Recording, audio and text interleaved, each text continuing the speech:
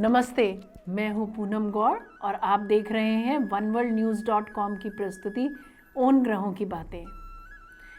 आज के प्रोग्राम में आज का पंचांग बताएंगे, हर राशि का राशिफल बताऊंगी मैं, एक रोचक सी कहानी लेकर के आई हूं और जिन लोगों का आज का जन्मदिन है वो आखिर तक मेरे साथ जुड़े रहें अपना साल का वर्षफल जानने के लिए और साल भर के उपाय जानने के लिए। बात करते हैं आज के पंचांग की। आज सोमवार 29 जनवरी 2024 है। हिंदू कैलेंडर के हिसाब से माघ का महीना चल रहा है। पूर्ण रात्रि कृष्ण पक्ष की चतुर्थी तिथि रहेगी और उसके बाद पंचमी। पूर्वा फागुनी नक्षत्र रहेगा शाम को 6:57 तक और उसके बाद उत्तरा फागुनी। दिशा शूल रहेगा पूर्व। सोमवार के दिन दर्पण देखकर या दूध पीकर यात्रा आरंभ करने से दिशाशूल का दोष नहीं लगता। चतुर्थी को मूली खाने से धन का नाश होता है, ऐसा ब्रह्म वैवर्त पुराण के ब्रह्मखंड में कहा गया है। त्योहारों में आज सकट चौथ है या संकष्टी चतुर्थी है। बात करते हैं आज के राशिफल की। मेष राशि, आज आप शांत व अपने आप में रहना पसंद करेंगे। पैतृक सोना या महंगे गिफ्ट्स मिल सकते हैं। समाज सेवा के कार्यों में मन लगेगा। एक्स्ट्रा मैरिटल अफेयर्स सोच विचार कर करें। वृषभ राशि, कोई असाध्य रोग लग सकता है। कंपटीशन एग्जाम अगर दे रहे हैं तो सेंटर पर समस्या हो सकती है। गलत खान पान से बचें, एलर्जी हो सकती है। मिथुन राशि की बात करते हैं। प्रेम संबंध और गहराएंगे, चोरी से सावधान रहें। कर्क राशि, प्रॉपर्टी का एक्सपेंशन हो सकता है। आज लक साथ दे रहा है। हर काम में स्ट्रगल करनी पड़ सकती है किंतु अंत में सफलता हाथ लगेगी। सिंह राशि, आर्टिस्ट के लिए दिन अच्छा जाएगा। ट्रांसफर ऑर्डर में कुछ बदलाव हो सकता है। कन्या राशि की बात करते हैं। सोने की खरीदारी या महंगे और काम की चीज़ों की खरीदारी कर सकते हैं आज आप। शिक्षा क्षेत्र के लोगों को मान और यश मिल सकता है। विदेश से मदद मिलने के चांसेस बनते हैं। तुला राशि की बात करते हैं। अपने विचारों को कलम से कागज पर उतारेंगे आप।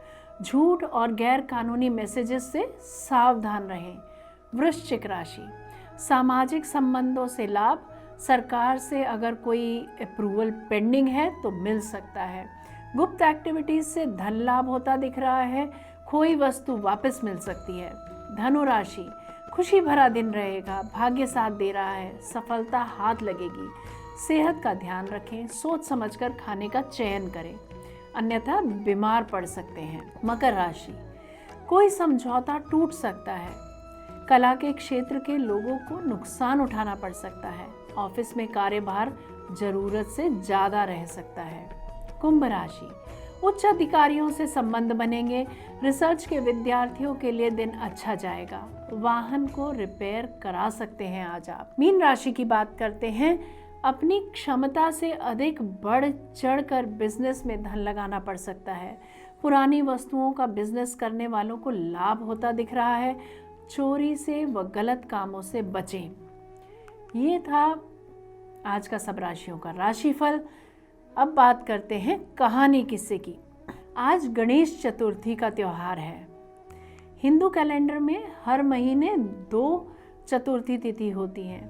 अमावस्या के बाद आने वाली शुक्ल पक्ष की चतुर्थी को विनायक चतुर्थी कहते हैं, तो वहीं पूर्णिमा के बाद आने वाली कृष्ण पक्ष की चतुर्थी को संकष्टी चतुर्थी के नाम से जाना जाता है। इस दिन भगवान गणपति जी का विधि विधान से पूजन करने पर सारी मनोकामनाएं पूर्ण होती हैं और सारे कष्ट दूर हो जाते हैं। सकट चौथ के दिन महिलाएं सुबह स्नान के पश्चात रिद्धि सिद्धि के दाता भगवान गणेश जी की पूजा करती हुई पूरे दिन निर्जल व्रत रखती हैं। इसके बाद शाम को गणेश जी की विधि विधान से पूजा एवं फल फूल तिल गुड़ आदि अर्पित किया जाता है। गणेश जी की पूजा में दूब चढ़ाना नहीं भूलें। गणपति के सामने दीपक जलाकर गणेश जी के मंत्र का जाप अवश्य करें। चंद्रमा के उदय के बाद नीचे की ओर देखते हुए अर्घ दें। सकट चौथ का व्रत चंद्रमा को या तारों को अर्घ देने के बाद ही पूरा होता है। इसीलिए 29 जनवरी 2024 को रात 9:10 पर चंद्रमा उदय के बाद चंद्र को अर्घ देकर और गणेश जी का विधि विधान से पूजन जरूर करें। इस दिन एक कहानी भी कही जाती है, और जो कहानी मुझे मेरी मम्मी बताया करती थी वही कहानी कहूँगी मैं। एक बार एक बुढ़िया अपने बेटे के साथ सतयुग में राजा हरिश्चंद्र के राज्य में रहती थी। माँ बेटे में आपस में बहुत प्यार था। बेटा रोज खेत पर काम करने जाता था और माँ अपना काम निपटाकर गणेश जी की पूजा करती थी।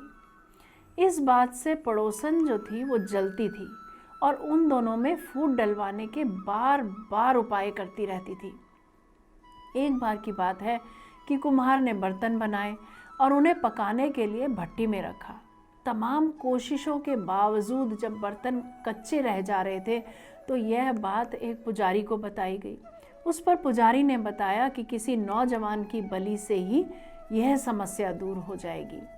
इसके बाद राजा ने अपने सिपाही सारे नगर में भेज दिए कि जो भी जवान घर पर निकम्मा बैठा हो उसे बलि के लिए लाया जाए। अब राजा के सिपाही घर घर जाकर एक निकम्मे नौजवान की तलाश करने लगे।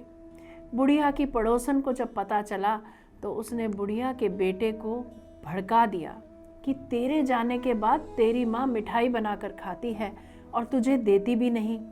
जब बेटे ने पड़ोसन की बात को काटा तो उसने कहा कि कल खेत में जाने की बजाय घर में छिप जाना और खुद ही पता लगा लेना कि मैं ठीक बोल रही हूँ या नहीं।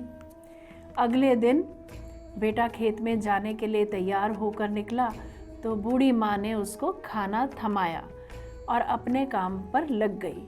बेटा थोड़ी दूर जाकर घर वापस आ गया और जहाँ गाय बंधी रहती है वहाँ छुप गया, ये देखने के लिए कि पीछे से मेरी माँ क्या करती है। माँ ने घर का काम निपटाकर तिल के लड्डू बनाए और पूजा के लिए बैठ गई। इतनी देर में निकम्मे जवान को ढूंढते ढूंढते सैनिक वहां आ पहुंचे। पड़ोसन ने पहले ही उन्हें बता रखा था कि बेटा घर पर है। बूढ़ी माँ के लाख मना करने पर भी उन्होंने घर की तलाशी ली और उन्हें गाय वाली जगह से बुढ़िया का बेटा छुपा मिला। उन्होंने कहा कि इसकी बलि देनी पड़ेगी। लाख मना करने पर भी वे न माने और उस युवक को ले जाने लगे। तब बूढ़ी अम्मा ने के पूछने पर बेटे ने पड़ोसन की सारी बात कह सुनाई। बुढ़िया ने गणेश जी पर चढ़े हुए कुछ तिल लाकर अपने बेटे के हाथ में दिए और कहा कि जब संकट आए तो अपने चारों ओर तिल डालकर और भगवान का ध्यान करने लगना। बेटे को भट्टी में डाला गया और आग लगाई गई। 6 महीने बाद जब बर्तन पकने का समय हुआ तो उस जगह को खोदा गया। सैनिक जैसे जैसे खोदते थे नीचे से आवाज़ आती थी, धीरे धीरे हौले हौले राम राम, धीरे धीरे हौले हौले राम राम। सैनिकों ने ये खबर राजा को दी और राजा के कहने पर आराम आराम से जगह को खोदा गया तो उसमें से एक लंबी दाढ़ी वाला आदमी निकला जिसके चारों ओर बड़ी बड़ी खेती उगी हुई थी। पूछने पर पता चला कि वो वही बुढ़िया का बेटा है जिसे भट्टी में डाला गया था। अब सब अचंभित थे कि वह अभी तक जीवित कैसे है। पूछने पर उसने बताया कि जब उसे यहाँ भट्टी में डालने के लिए लाया जा रहा था तो उसकी माँ ने उसे गणपति के तिल दिए थे और ये कहा था कि जब संकट आ जाए तो अपने चारों ओर डालकर फैलाकर और भगवान का नाम जपते रहना। और उसने वैसा ही किया। तो जो उसे खेती सबको दिख रही थी वहाँ पे चारों ओर वो तिल की खेती थी और उसी की वजह से वह जीवित रहा। राजा ने बूढ़ी अम्मा को बुलाया और उसे पूछा कि ये कैसे हुआ। बुढ़िया ने बताया कि वो हर साल सकट चौथ का व्रत रखती है और गणेश जी का पूजन करती है। तो उसने वही जो तिल गणेश जी पर चढ़ाए थे वही बेटे को दिए थे और उन्हीं तिलों ने गणेश जी ने उसके बेटे की रक्षा की है। यह सुनकर राजा ने सारे नगर में ढिंढोरा फैला दिया कि हर कोई सकट चौथ का व्रत हर साल करेगा। तो जैसा उस माँ बेटे का भला हुआ वैसा सबका भला हो, यही हमारी भगवान से प्रार्थना है। इससे हमें एक सीख और मिलती है कि अगर आपके घर के लोगों में प्रेम है और कोई बाहर वाला आकर आपको भड़काना चाह रहा है तो उसके भड़कावे में नहीं आना चाहिए, आपस का विश्वास बना रहना चाहिए। तो ये थी आज की कहानी। अब बात करते हैं जिनका आज जन्मदिन है। आप सबको जन्मदिन की ढेर सारी शुभकामनाएं। आप दिन दूनी रात चौगनी तरक्की करें, यही कामना है हमारी। बात करते हैं आपके वर्षफल की। 2024 में आपको जो है वो आपको मेहनत करवाएगा। इस वर्ष किसी भी मामले में जल्दबाजी आपको परेशान कर सकती है। हर जगह सफलता के लिए कड़ी मेहनत और धैर्य की आवश्यकता रहेगी। यदि आप अच्छी प्रगति करना चाहते हैं तो मदद मांगने या कुछ देने में संकोच ना करें। हालांकि मदद और समर्थन करना स्वाभाविक है, लेकिन इस बार आपको यह थोड़ा अधिक करना पड़ सकता है क्योंकि आपका व्यक्तित्व स्वाभाविक रूप से गर्मजोशी भरा है। You are very energetic. आप नए दोस्त बनाएंगे और कुछ रोमांटिक पल बिताएंगे। कभी कभी हमें कुछ बैठकों का अंत हंसी मजाक और हल्की फुल्की बातचीत से के साथ करना चाहिए। एक सतत दृष्टिकोण कभी विफल नहीं होता। प्यार और रोमांस अच्छा चलेगा, लेकिन थोड़ा धीमा। आप घर पर आराम का समय बिताएंगे। हर घर में छोटे मोटे झगड़े होना बहुत आम बात है और इसीलिए ये घर घर में होते हैं। शादीशुदा लोग संतुष्ट रहेंगे। बच्चों को ज़्यादा परेशानी नहीं होगी। वे आपको कभी कभी व्यस्त रख सकते हैं। सप्ताह के अंत में शाही ढंग से बिताना सीखें उसको। Enjoy your weekends. बाहर जाएं और कुछ अच्छे भोजन और पेय का आनंद लें। अपनी खाली समय में अपने प्रियजनों का साथ दें। तो अगर आप इस तरह से अपना साल बिताते हैं तो आपका साल बहुत आराम से कट जाएगा। बात करते हैं साल भर के उपाय की। तो आप मोती की माला या ब्रेसलेट पहन सकते हैं। 2 मुखी रुद्राक्ष भी आप धारण कर सकते हैं। शिवलिंग पर रोज जल चढ़ाएं। माँ की सेवा करें। अगर माँ कभी कड़वा बोल भी दे तो वो दिल के ना लगाएं, उनकी फिर भी सच्चे दिल से सेवा करें। प्रत्येक सोमवार को शिवलिंग पर दूध अर्पित करें। शिव सहस्त्र नाम का पाठ कर सकते हैं। रुद्राष्टक का पाठ कर सकते हैं।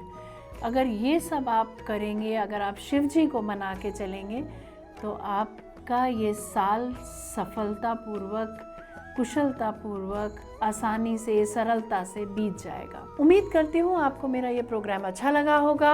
अगर अच्छा लगा है तो इसे लाइक, शेयर, सब्सक्राइब करें और बेल का आइकॉन ज़रूर दबाएं। और कल फिर मेरे साथ हाजिर रहें oneworldnews.com की प्रस्तुति उन ग्रहों की बातें में। नमस्ते।